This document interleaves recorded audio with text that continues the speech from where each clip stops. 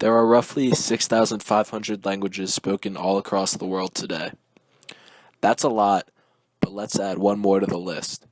We're forgetting to include a language that we are all fluent in, a language that everyone around the world speaks, a language that is the oldest language on earth, and that even a tiny toddler knows. It is the language of mobility. In other words, the way you communicate when you're on the go, walking, cycling, or driving. All of us speak this language fluently every single day, whether we realize it or not. It takes many forms. You can speak it verbally, for instance, when you're riding a bike and tell someone you're passing them. You can speak it non-verbally, whether it's the speed you walk at or using a turn signal in your car. And you can speak it through audio and visuals, honking your horn at another driver, for instance. If you look closely, this language is all around us. Simply by going somewhere in the world, by whatever means you choose, you are engaging in a conversation using the language of mobility. We'll begin by discussing nonverbal communication within the language. It's important to realize that communication extends far beyond the verbal. We talked to a James Madison University student about their experiences with nonverbal mobile communication. We'll then move on to the more intuitive way to communicate, verbally. By interviewing a few JMU students, we highlight how verbal communication in the so-called language of mobility plays an important role in many people's day-to-day lives. Then finally, we'll delve into the audio and visual ways we communicate in the spaces of mobility and how it's different than nonverbal and verbal, and how communication is more than just spoken word or body movement. The language of mobility is a powerful thing, and we all speak it, even you.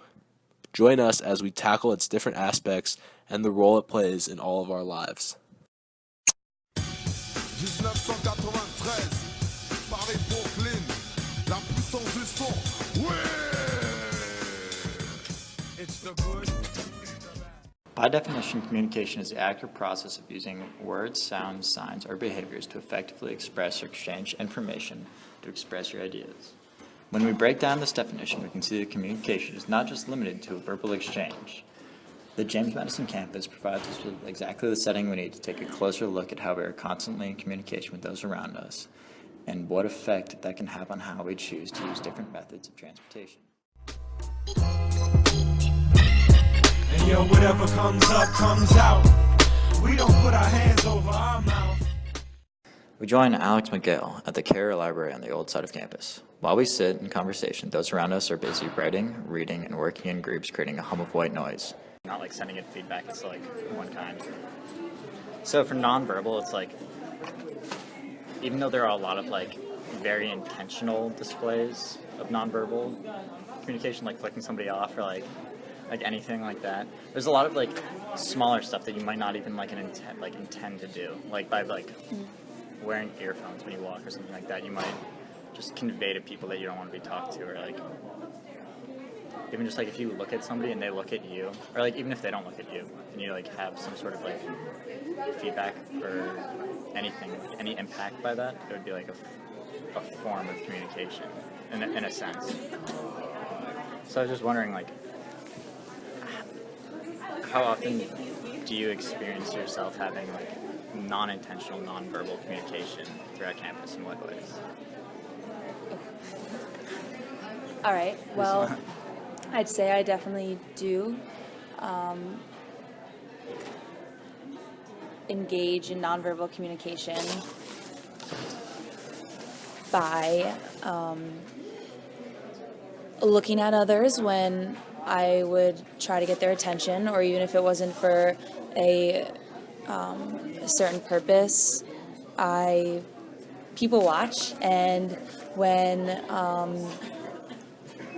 I see others, I notice that, sometimes, like you said, they have headphones in, they don't want to be talked to, or they reciprocate the look that you gave them, signaling a future verbal communication.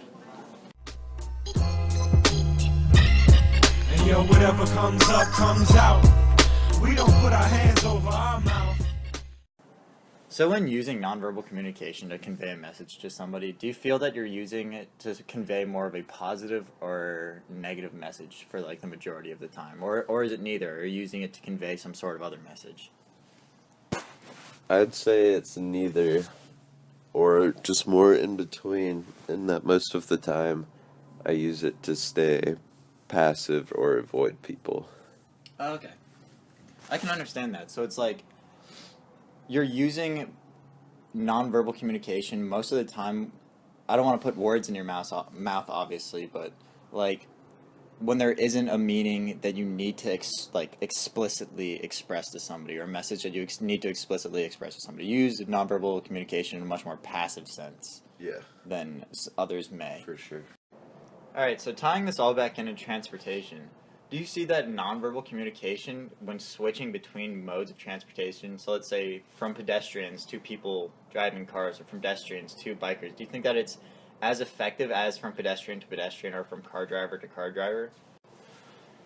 I think it's a lot harder then, because it's harder to pick up on the nonverbal communication when the person's in the car, as opposed to reading the body language of like another pedestrian who would be at the stop sign. So what it sounds like you're saying is that the relationship dimension is very important to a nonverbal conversation. Yes, When you're for sure. sharing or looking into each other's relationship dimension in the conversation, and therefore it's easier to express a nonverbal meaning or message, right? Yeah. Alright, cool. So you're 19 years old at this point, and you have a driver's license. When you're not at college and you have your car and you're driving, do you think that your nonverbal communication between driver to driver is effective? If you, let's say that somebody crosses you off, or like cuts you off. Obviously there's nonverbal communication that sends a pretty direct message that you can use in a car, you know, flipping somebody off or something like that. But do you feel that even, let's say that you're driving next to somebody on a highway and you were to just glance over at them, if with an intention to get into their lane, do you feel like even that is enough of a barrier breaker to get some sort of nonverbal communication through, or do you think it's totally non-existent in that form of transportation? I think there definitely is a lot of nonverbal communication when driving, but it once again can be really misinterpreted when It can be easily misinterpreted because it's harder to see into that. Maybe it's harder to see into that relationship dimension that you would get when somebody's so close to you when you're walking. Yeah. You know. All right, Wendell. How do you feel that you purposely use passive nonverbal communication throughout the day? By that I mean, like, so let's say that if you were to wear headphones to purposely passively tell people that you didn't want to be talked to on the way to class, do you see yourself using this in any other way during the day? Yeah, every day when I'm passing by people on the way to class, I can feel myself using it. Like when I want to go one way on the sidewalk, for example, so I motion that way with my body instead of towards another way, so that the people around me know that I want to walk that way. Do you think that there's almost a slang of nonverbal communication throughout campus while in transportation? Like, for example, what you said, how do you know that you're going to walk one way on a sidewalk and somebody else will walk the other way on the sidewalk? Do you think that there's almost like this agreed upon nonverbal slang that we're using? Yes, I can definitely see myself using that. For example, when I'm walking and I look to the right, it definitely lets people know that I want to move to the right instead of going straight or a different way, and it helps me communicate around campus. I see how it's a common understanding throughout nonverbal communication and how it could be considered slang. All right. Similar to text messaging, meaning is easily misinterpreted when taking part in nonverbal communication. Share an experience where you had one of your nonverbals misunderstood, or vice versa. The other day at D-Hall, there was a girl with toilet paper on her shoe, and I thought it was really funny that she was walking around with that, and I think she mistook me looking at the toilet paper as checking her out, and she looked back at me and smiled. And now that we've discussed the ways we use the language of mobility in nonverbal ways, let's talk about something more intuitive, the ways we use it in verbal ways. Hello everybody, my name is Wilson Kuchenauer, and today I'll be talking about a slightly different aspect to mobility in today's society. Now, communication is one of the most important aspects in our world today. It allows for the transfer of ideas, knowledge, theories, and more. But how communication is applied in the aspect of mobility in our society is no different. Although there are different types of communication, one of the most vital to the mobility aspect is of the verbal nature. Whether there's a warning, directions, or simple manners, verbal communication is the oil that allows for the mobility infrastructures to flow efficiently. Mobility itself has different categories of transportation, but within each, verbal communication is just as crucial. Bikers or boarders use warnings to let those around them know that their intentions, and also use simple manners such as excuse me as thank you when their warnings are heeded. Walkers not only use verbal communication to talk to their peers, but they can also ask for directions, where a bus is going, and much more. Although verbal communication is crucial, it has its limits of usefulness. Today we will be talking to a few JMU students about their experiences with verbal communication on their daily trips to class.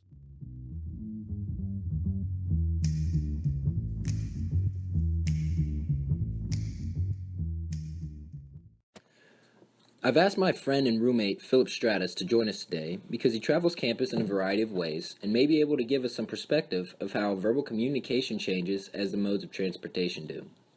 He also usually goes to class alone most of the time, so his views may vary.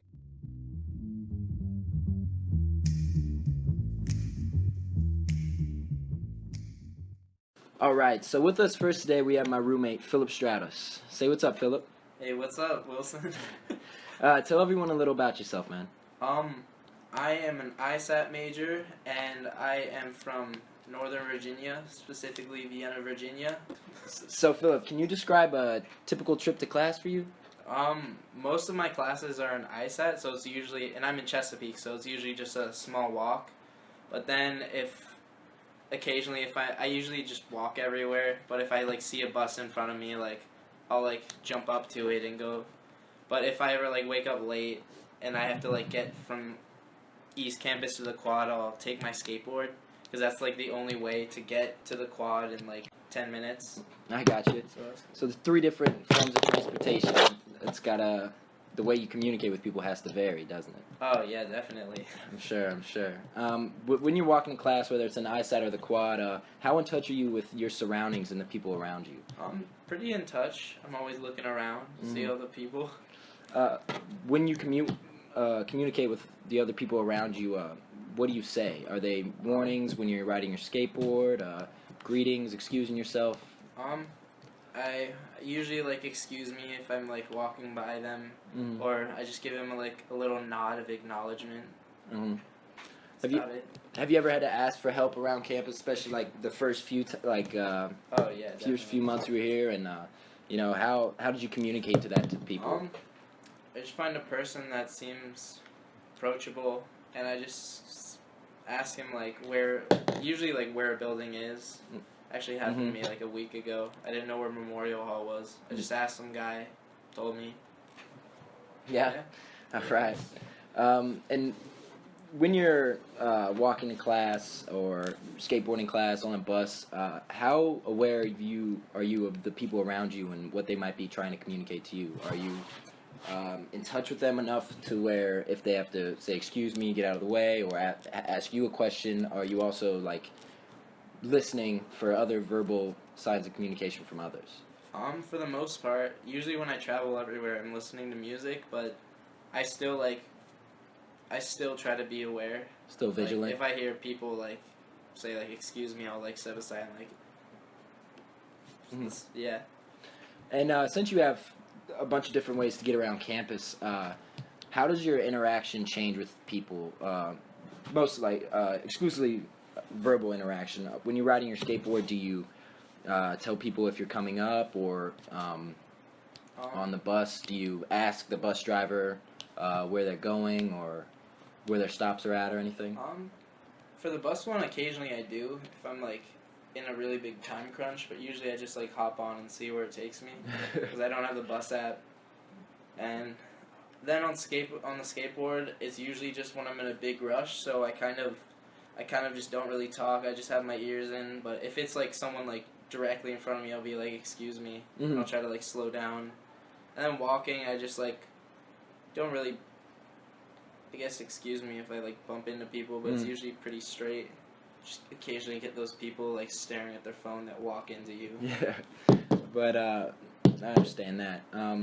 When you're on your skateboard, especially, you say you use it in a hurry, are there areas that you try to avoid because people are distracted and may not be listening to your warnings or anything?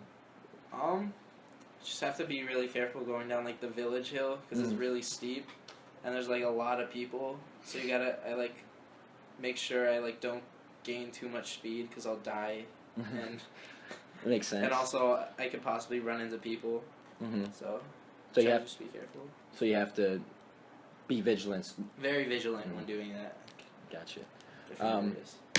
When it comes to, you said sometimes people walk in you if they're texting or something. Does that make your travel harder if they're distracted? And if so, do you use verbal communication in any way to like make sure they're safe and you are safe and that both of you guys' trips can go smoothly? Yeah, in a way. I mean, if I see them walking up and they're not really paying attention, I'd try to say like "excuse me" or like something like that.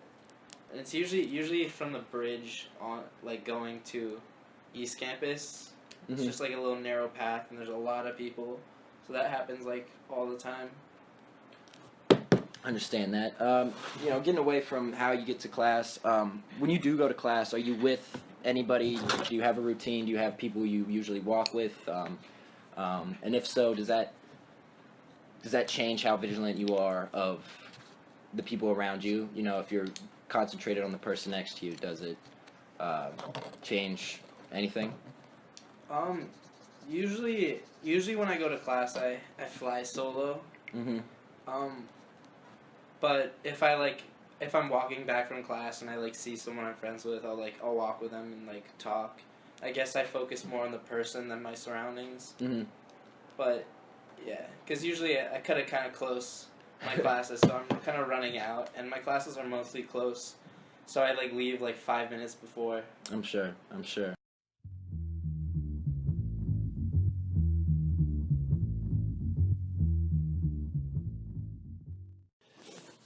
Now, although Philip did give us some insight on how verbal communication changes when the modes of transportation do, as he said,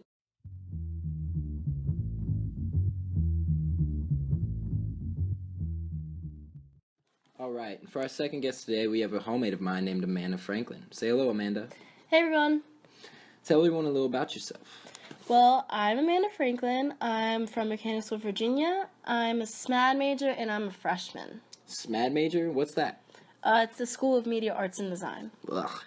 So Amanda, due to your major, where do you find yourself going on campus for class? Well, most of my classes are on the quad, although I do have one in Anthony Seeger, but I'm usually walking the same route either way. Oh, so you have a routine? Can you tell me about it? Do you walk with people from class? It depends on the class and if my friends are in the same class, but they usually walk with me or ride the bus with them. It makes time go by and they keep me company. I see. But when you're walking with your friends, how in touch are you with the people around you? I'm usually caught up like talking to my friends, so I don't pay much attention to other people. But when I do see other friends, I say hi. But when people need to get off the bus too, they usually excuse themselves and I let them by. Well, what about when you're not talking with or you're not walking with your friends? Do your means of communication change? Usually I'm listening to music, but I'm still more in touch with other people around me. Like I still say hi and stuff. Are you more verbally engaged with people when you're alone? Yeah, usually just small talk with other people. I don't know, or asking the bus driver where he's headed. But without my friends, I'm more in touch with people around me. What about when other people speak to you? Are you more attentive to them when you're alone or when you're with friends?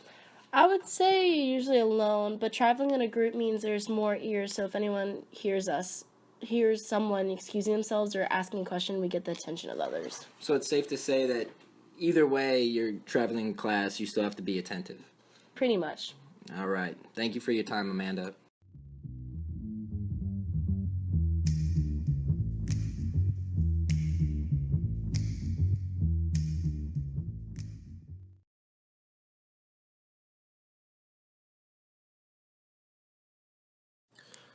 We gather information and communicate in more ways than just spoken word and body movements. With that in mind, let's look at how we communicate with what we hear and what we see.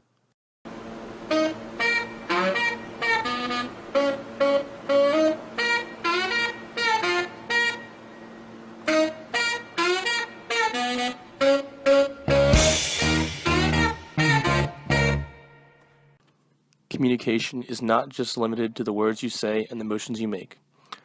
What you see and hear while moving about also conveys information. Every day, wherever you go, you will encounter audio and visual communication on the way to your destination. Some examples of these forms of communication are signs, markings, lights, and sounds. Signs can be ads that draw your attention or street signs that tell you the rules of the road in a certain area. Street signs are the more significant of the two, as they indicate speed, lane changes, stops, and other important information that drivers and bikers need to know. Ads are meant to capture your attention and communicate a desire to have whatever the ad is publicizing. Markings are usually on the pavement and tell you how and where to drive, bike, or even walk. Crosswalks, bike lanes, parking spots, and lane dividers are all examples of pavement markings. Each different type of marking applies to a different type of transportation.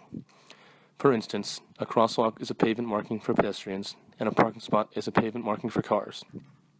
However, a driver can see a crosswalk and realize that pedestrians are present, or see a bike lane and be aware of cyclists. Lights can be flashing lights from a tow truck or an emergency vehicle. They can also be flashing lane dividers and flares placed to signal an accident in the road, or traffic lights that signal stop, go, or slow down. Headlights can also be used to signal other drivers that you're letting them go first, or that they need to turn their lights on. They can also be used to signal to other drivers that there is a speed trap ahead. Lights are generally used as a signal to pay attention and drive with caution. Sound can be a variety of things. GPS units tell you where to go and how to get there. Sirens tell you to pull over regardless of whether you are in trouble or if someone else is in trouble. Horns and shouting can signal aggressive driving or even road rage. Bells signal that a biker is behind you and is trying to pass. Screeching brakes can signal an accident or a near miss and can cause you to proceed with caution regardless of your mode of transportation. Now we are going to hear from Jared Avancho, an EMT with the Harrisonburg Rescue Squad. As an EMT, what do you notice about people when they see your lights or hear your sirens? People immediately stop or pull over for the most part. There are quite a few drivers who are distracted and cause problems. Our ambulance drivers have to be extremely attentive when responding to calls because you can never count on everyone paying attention. Just a few weeks ago, we had an ambulance get into a crash while responding to a call because there was a driver who wasn't paying attention, so they didn't see the lights or sirens. People also tend to stare, and when driving by while we are on the scene, people will slow down to try and see what's going on. Do drivers react to sirens differently on highways and interstates as opposed to residential areas? When we're on the highway, sometimes we will turn off our sirens and just have our lights because most, if not all, of our ambulances have a speed cap around 80 miles per hour. Sometimes drivers think that it is acceptable to drive around us when we are on the highway with our lights on, and I have been on board several ambulances now where we have almost gotten to crashes because of this. People need to realize that when we have our lights on, they're not allowed to pass us or cut us off. This is what leads to crashes. This is especially bad during the snow when we drive even more slow on the interstate so that our crews and patients are safe. And I have witnessed cars fly by us in the snow, as well as fire trucks responding to incidents. Are there different types of sirens for different areas or emergencies? No, there are not. All of our ambulances have similar sirens, but the newer units obviously have much more powerful and louder ones. Our newest unit has a rumbler on it, which is a siren that is designed to emit low-frequency sound waves that are able to actually shake vehicles so that they can know when we are behind them. Also, when we are running calls at 4 a.m., we most likely won't run with our siren on the whole time, and we'll only use it when going through intersections or when we are passing cars to prevent disturbing the neighborhoods. Air horns are usually used when going through intersections to make sure your presence is known. What is the first thing you do when you hear a siren or see flashing lights and you are off duty? Well, the first thing I do is see where it is coming from, and then I perform the vehicular action required by law. If they are behind me, I will pull over to the right shoulder and stop. If they are approaching an intersection, I would not enter the intersection to allow them to do what they need to do. Do you think that sirens make people feel more safe or more worried? Well, sirens aren't made for making people feel safe or worried. It's about making sure ambulance crews are able to safely respond to emergencies. This is not only for ambulances, but also so drivers are able to know of their presence. Are lights or sirens more effective in trying to get past people, or do you tend to use the horn more? It's a combination of all three that enable us to safely and effectively get around people and through intersections so that we are able to respond to emergencies as fast as possible. The horn can usually be done without, but during hours when the streets are very busy, it is very helpful. Overall, there are many visual and audio stimulants when it comes to transportation. Think about all the times you've been out walking and seen a street sign or an ad, or walked across a crosswalk at a red light. You just participated in 3 forms of communication. Whether it is a sign, marking, or even a person yelling, everyone experiences audio and visual communication on a daily basis.